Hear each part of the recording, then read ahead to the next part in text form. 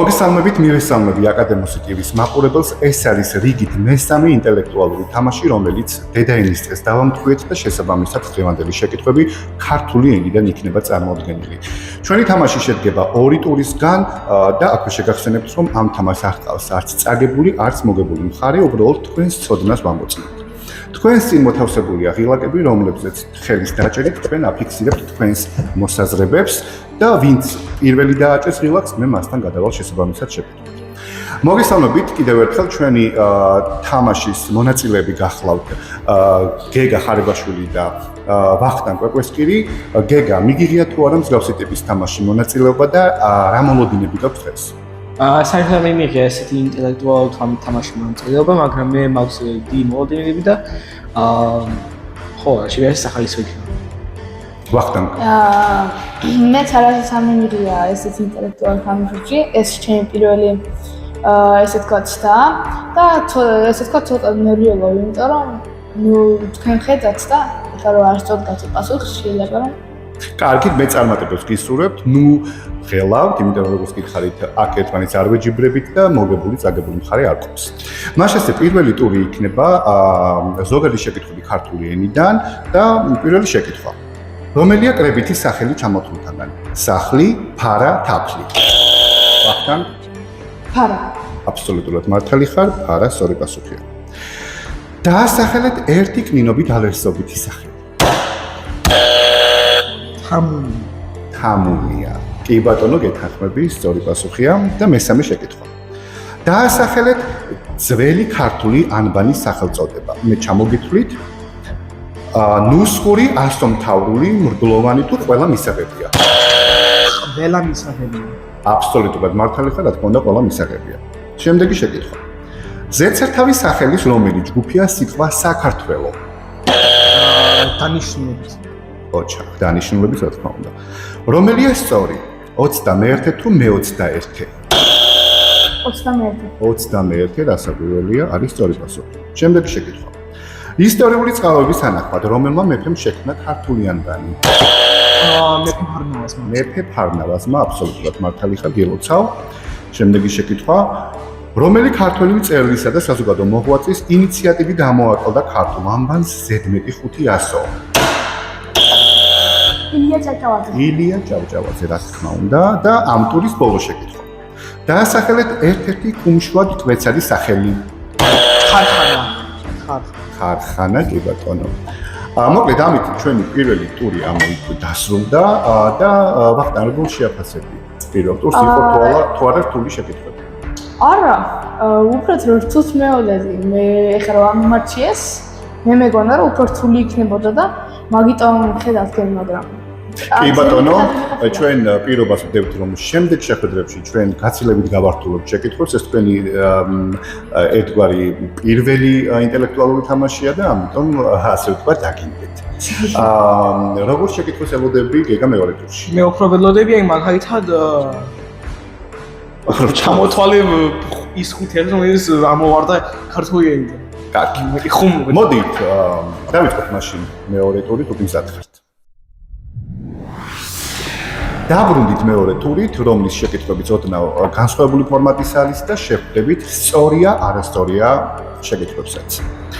რა თქმა უნდა, თქვენ წინ მოთავსებულ ღილაკებზე აჭერთ ისევ ხელს და დასწრების პრინციპით განმოვდივართ შეკითხვით. მაშასე, სიტყვა სულ ერთია, ერთად იწერება თუ ცალ-ცალკე? ერთ. რა თქმა უნდა, ერთად, სწორია. სიტყვა ახლად გაღვიძებული, ერთად იწერება თუ ცალ-ცალკე? ერთად. ერთად იწერება, რა თქმა უნდა, გილოცავ. შემდეგი შეკითხვა, რომელია სწორი? ფაქტიურად თუ ფაქტობრივად? ფაქტობრივად. ფაქტობრივად, ეთანხმები? დიახ. კი ბატონო, სწორია. შემდეგი შეკითხვა, მასიური თუ მასობრივი? მასობრივი. მასობრივი. კი ბატონო, რა თქმა უნდა. რომელია სწორი? იმის მაგივრად თუ იმის ნაცვლად? იმის ნაცვლად. იმის ნაცვლად, რა თქმა უნდა, სწორია. სიტყვა რა საკვირველია? ცალკე იწერება თუ ერთად? ერთად. რა საკვირველია, ერთად არ იწერება, იწერება ცალ-ცალკე. რომელია სწორი? დაკომპლექტება მოახდინა თუ დააკომპლექტა? დაკომპლექტება მოახდინა. არა, სწორი პასუხია დააკომპლექტა. რომელია სწორი? ჩვენს შესახებ თუ ჩვენ შესახებ? ჩვენ შესახებ. ჩვენ შესახებ, აბსოლუტურად მართალი ხარ. სიტყვა რა თქმა უნდა, ერთად იწერება თუ ცალ-ცალკე? ვინ? ერთად. არა, ცალ-ცალკე. შენ თვლი რომ ცალ-ცალკე. შენ რა თვლი? სიტყვა რა თქმა უნდა. არა, ერთად. შეუსწავლე. არა, ცალ-ცალკე იწერება. და ჩვენი ინტელექტუალური თამაშის მეორე ტურის ბოლო შეკითხვა. თავდახრილი ერთად იწერება თუ ცალ-ცალკე? რა თქმა უნდა ერთად. მოკლედ ეს იყო ჩვენი მეორე ტურის ბოლო შეკითხვა, როგორც გითხარით ამ თამაშს არ ხავს აგებული და მოგებული მხარე და მე გეტყვით რომ არაჩვეულებრივად გაართვით ამ ყველაფერს თავი და თქვენი ზოგადად ცოდნა ნამდვილად არგუმენტირებულად გამოავლინეთ. როგორ შეაფასებდი გეგა ჩვენს თამაშს და მიიღებთ თუ არა მსგავსი ტიპის ინტელექტუალური თამაში? ჩემი აზრით ახლა 10 ბალში შევაფასო, 8 იქნებოდა, რავი. ის საკმაოდ ადვილი შეკითხვები კი იყო, მე უფრო სულს მომელოდი, მაგრამ ახლა ხაესო კი იყო. ჩვენ გვიძებით რომ გართულდება შემდეგ გადაცემებში შეკითხვები. ვახტანგ, შენ როგორ შეაფასე? ხო, ეს ძალიან ადვილი იყო, ძალიან სახალისო იყო, თითქოს კონკურენცია გაუწია გეგას, მაგრამ ეხლა ზუსტად არ ვიცი როგორ რთული იქნება და ცოტა შემდეგაც მერვიულობ თუ კიდე მოვა. კი ბატონო, თქვენ ახლა ძალიან ბევრი თქვენი მეგობარი, კლასელი, თანასწორელი გიყურებთ. რა სიტყვით ბავშვებს, რატომ უნდა მიიღონ ამ გადაცემაში მონაწილეობა?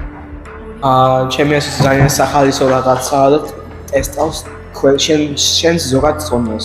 მაგალითად რა ცოდნა ეხა ტელეფონის მიღებიდან რაღაცა საერთოდ რა იცი, მაგის დასატესტება. დიახ, სრულიად უთანხმები გეგას და კიდე ძალიან კარგი შეგრძნება რომ დედა ტაბუს გამოვიდებს და ვახტანგ, ეს შენ ხარ? ვაიმე რა კარგია ჩემი. ანუ დედა ძალიან სიამოვნებს რომ გიყურებს გადაცემაში. ძალიან სიამოვნებს რომ ხედავენ და შეგიძლია მოიკითხო დედა აქედან. მიყარხარდე. ძალიან კარგი. მე კიდევ ერთხელ ძალიან დიდ მადლობას გეტყვით, რომ გადაცემაში მიიღეთ მონაწილეობა და წარმატებებს გისურვებთ მომავალშიც. ჩვენს მაყურებელს კი ვეტყვი, რომ ეს იყო ჩვენი რიგით მესამე ინტელექტუალური გადაცემა, თუმცა გადაცემა ამით არ სრულდება, გადაცემათა ციკლი გაგრძელდება სხვა საგნებიდან და კიდევ უფრო საინტერესო შეკითხვებით. ნახვამდის. ნახვამდის.